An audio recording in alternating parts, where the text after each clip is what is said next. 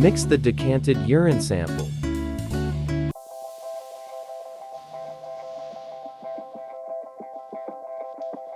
Transfer a drop on a slide.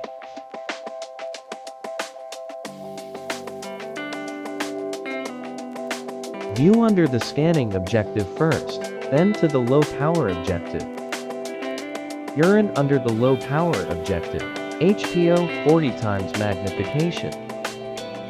Urine under LPO. These are calcium oxalate crystals under LPO. These are frequently seen in acidic urine, but they can be found in neutral urine, and even rarely in alkaline urine.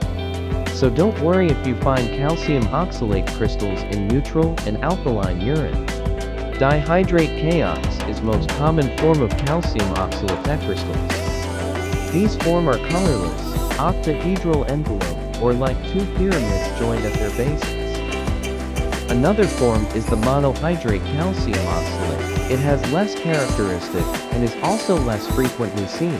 Monohydrate calcium oxalate crystals are oval or dumbbell shaped.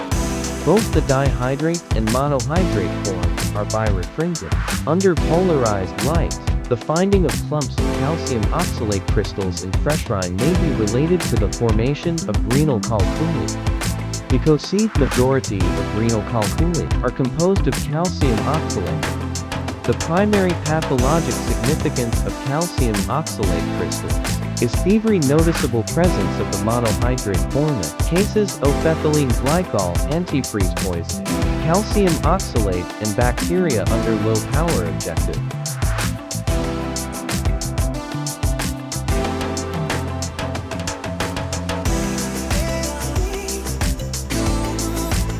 Let's switch to HPO. Calcium oxalate and bacteria under high power objective.